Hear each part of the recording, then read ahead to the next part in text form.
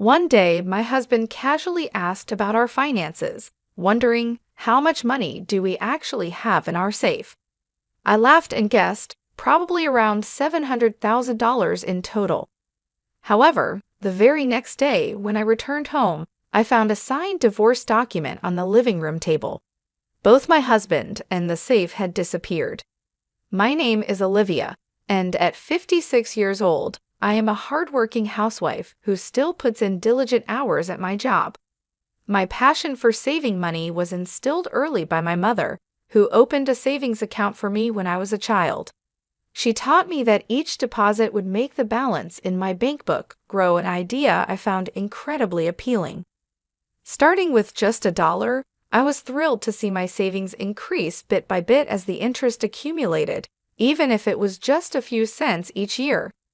This early joy blossomed into a lifelong love for finance, guiding me to a career as a financial planner specializing in asset management. During college, a friend came to me with news about an old childhood friend, Scott, who was struggling with gambling debts and the financial burdens left by his parents. Intrigued, I agreed to meet Scott to offer some guidance. He was a charming man with an engaging smile. Despite his financial woes, there was something quite endearing about his troubled look. At my friend's urging, I helped him out, little knowing that this would lead to a complex series of events. Looking back, I might have had a small crush on Scott, but I could never have predicted the twists and turns that followed.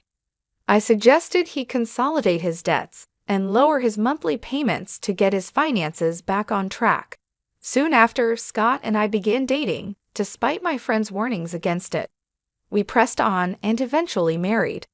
This decision would lead to unexpected challenges and dramatic changes in my life. I firmly believed that marrying Scott would enable us to tackle this family's financial issues together. Even though I had a stable income for someone my age, most of Scott's earnings went towards clearing his existing debts. I urged him to cut financial ties with his parents to avoid further debt accumulation. To help manage his expenses, I provided Scott with a monthly allowance of $2,000. When Scott decided to sever these financial dependencies, his decision was met with outrage from his mother, who berated him as an ungrateful son and expressed regret for his birth. His father also criticized me, labeling me a thieving cat. Exhausted by the constant pressure of his parents' debts, Scott finally reached his breaking point. He firmly told them he wasn't just an ATM and that he was doing his best to manage his own life. He returned to me, relieved to be free from the recurring arguments about money with his parents. Shortly after, we were blessed with the arrival of our son, Gary, a handsome boy who was the spitting image of his father and quickly became my pride and joy. As Gary grew, it became apparent that he had inherited some of Scott's traits, like his lack of discipline and indecisiveness. Over the years, Scott struggled with borrowing money from predatory lenders, dealing with loan sharks, and occasionally manipulating friends into lending him money for gambling. Despite these challenges, I managed to keep him on the right track, and after 23 years, we had managed to reduce his debt to about $13,000, nearing full repayment. However, a significant turning point occurred when Scott received a call that his father had collapsed and was hospitalized.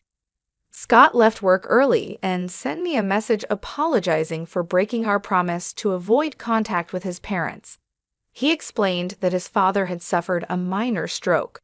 While it wasn't life-threatening, it was serious enough that he should not overexert himself. Scott expressed his desire to stay with his parents for a while to offer support during this difficult time. Despite my offer to join him, Scott insisted that I stay focused on my work and avoid the potential for mistreatment from his parents.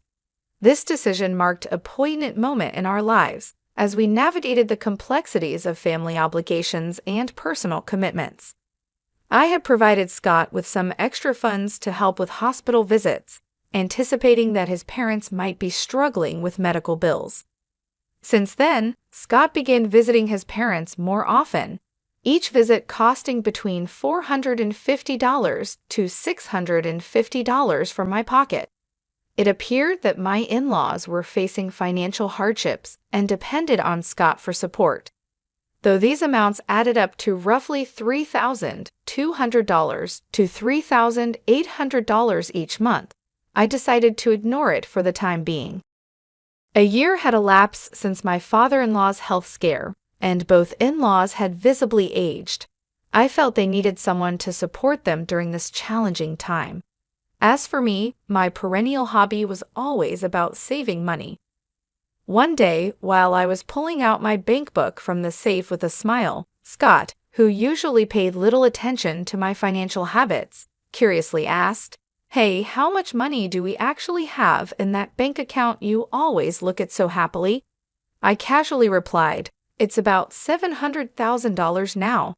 However, the following morning, I discovered divorce papers on the living room table, and both Scott and the safe had disappeared. At breakfast, despite the shock, I couldn't help but smile, realizing Scott had been eyeing the money in the safe. Moreover, he had planned to take the entire safe with him. Although not the sharpest tool in the shed, the thought of him trying to physically carry the entire safe almost made me burst out laughing. In our home, we have a red cat named Bella, and we installed a pet camera to watch her adorable antics, which brought joy to my days. During lunch breaks, I would tune in to watch the camera, finding delight in Bella's endearing behavior. One day, as I turned on the camera, an unexpected scene unfolded in our living room on a weekday. My in-laws and my husband Scott were having a surprising conversation. They marveled at the nice house Scott was living in and praised what they thought was his excellent salary. Scott's father, with a hint of pride, mentioned his own decent earnings but lamented that I controlled it, leaving him with just a $2,000 allowance. They comforted Scott, suggesting he deserved more and subtly hinting that he was being shortchanged by me. This revelation was startling and shed new light on the dynamics within our family. It seemed as though Scott, influenced by his parents, had forgotten all about the hard work I had put into managing his debts. He nodded in agreement with his parents, seemingly oblivious to the sacrifices I had made on his behalf. I wondered what thoughts were running through their minds.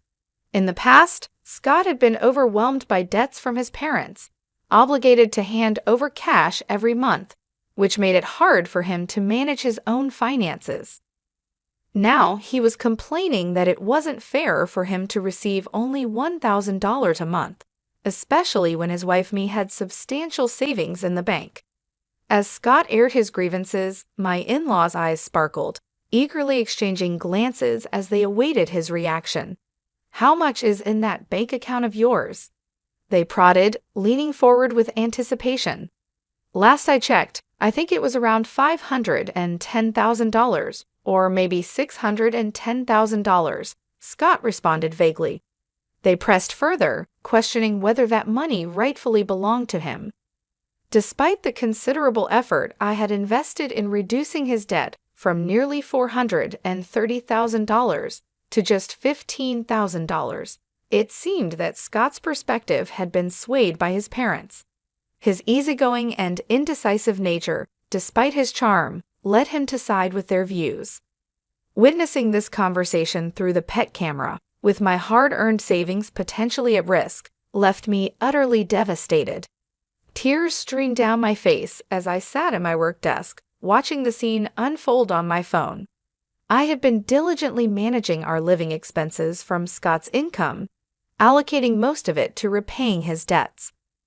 The realization that all the efforts to secure our financial future were being undermined by his parents' manipulation was heart-wrenching. Despite providing Scott with a $1,000 monthly allowance from my own earnings and explaining this arrangement to him, it seemed as if he had forgotten everything over the past 23 years. I had given myself to him unreservedly, but the current circumstances left me feeling desolate and pitiful. My heart ached as though I was drowning in my own sorrow, and I felt as if I was on the verge of breaking. Nevertheless, I made sure to record their conversation and sent the footage to my son. Overwhelmed by the emotional strain, I left work early that day, seeking solace at my usual bar, where I shared my woes with the bartender. His gentle words of comfort helped me, and in that moment, any lingering affection and intoxication for my husband dissipated. I expressed my thanks to the bartender and looked forward to a more hopeful encounter in the future. After leaving the bar, I returned home with renewed determination. In my study, I contemplated how to retrieve the bank book that was hidden inside the safe, a daunting task. But I was ready to devise a plan to prove that underestimating me was their mistake. It was clear that gathering evidence was the first crucial step. I diligently monitored the pet camera daily, and to my dismay, more unsettling truths began to emerge. My husband was bringing a young woman into our home during what were supposed to be his work hours, treating her as if she were a regular guest, approximately 2 times a week. Witnessing my husband's infidelity crushed any remaining desire for tranquility during my moments of watching our cat, Bella, who also seemed distressed and began to avoid the area. This betrayal not only ruined my cherished relaxation time, but was also an unforgivable act of deceit. Determined to seek justice, I vowed to take stern action against them. One day, while monitoring the pet camera from work, I discovered it wasn't just the young woman causing trouble. My in-laws had returned to our house. I overheard them plotting, "Is everything arranged to take that bank book from Olivia?" They asked each other with sly grins. This revelation fueled my resolve. I was more determined than ever to protect my interests and show them that I was not someone to be trifled with. The next steps were clear: safeguard my assets and confront the betrayal head-on. I responded with confidence when my father-in-law expressed concern about the weight of the safe, offering to help. I assured him that I could handle it, knowing well that my husband, Scott, though handsome, wasn't the sharpest. In my heart, I resolved to outmaneuver these people who were scheming at such depths. I imagined using the funds from the bank book to go to a casino as a family and rebuild our lives.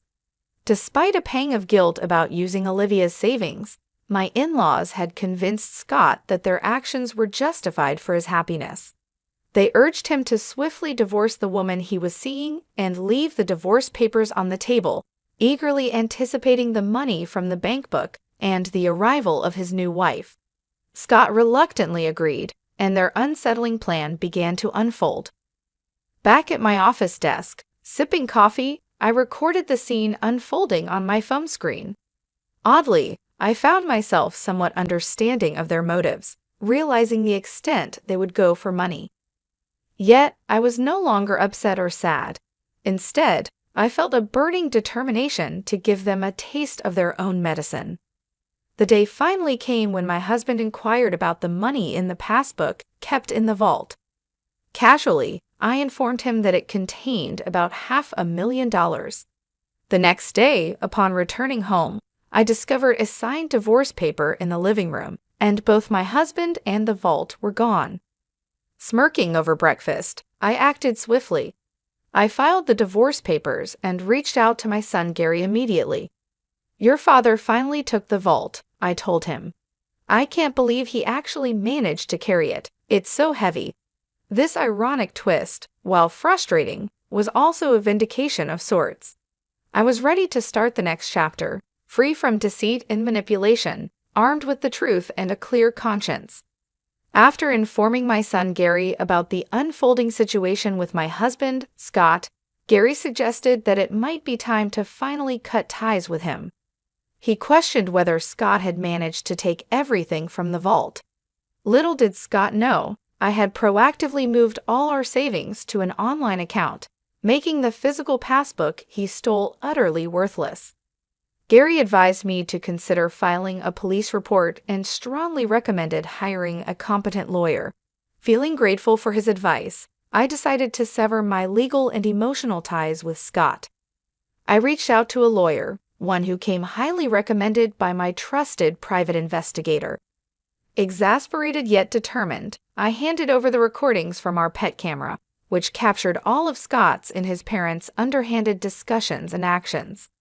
I provided these to both the police and the lawyer, eagerly awaiting their response to the clear evidence of deceit. Shortly after, Scott, in a state of panic, called me.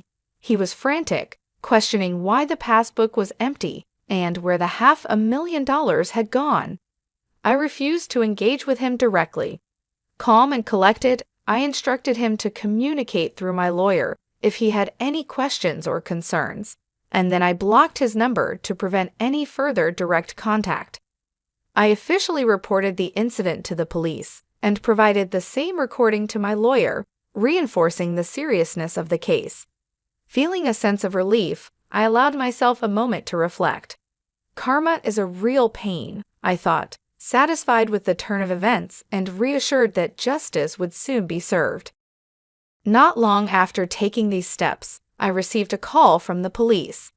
They informed me that they had apprehended Scott, although unfortunately the vault had been damaged. It appeared that in his desperation, Scott had forced it open, and in a fit of rage upon finding it empty, he or possibly his accomplices had set it on fire. The contents inside, though mostly old papers and some personal effects, were completely destroyed.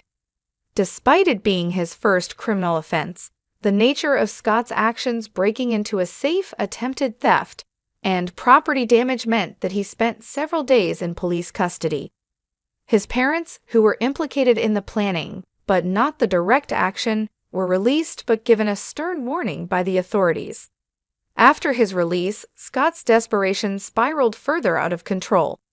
He broke into our former residence, demanding entry and claiming that everything was just a small prank.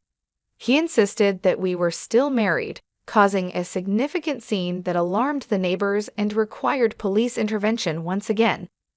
This final act of desperation by Scott only underscored the necessity of the precautions I had taken. It was clear that I had made the right decision to protect myself legally and financially. The entire ordeal was emotionally draining, but also a powerful reminder of my own resilience. I had managed to stay one step ahead throughout this tumultuous period, safeguarding not only my financial assets, but also my peace of mind.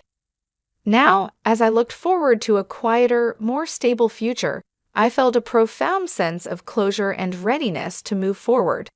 The tumult of the past months had been challenging, but it reaffirmed my capabilities and strength. I was ready to rebuild, focusing on my well-being and that of my son, free from the deceit and manipulation that had marred my previous life with Scott. After the latest incident involving my ex-husband, I didn't hesitate to act swiftly. I immediately called the police, and he was taken into custody once again.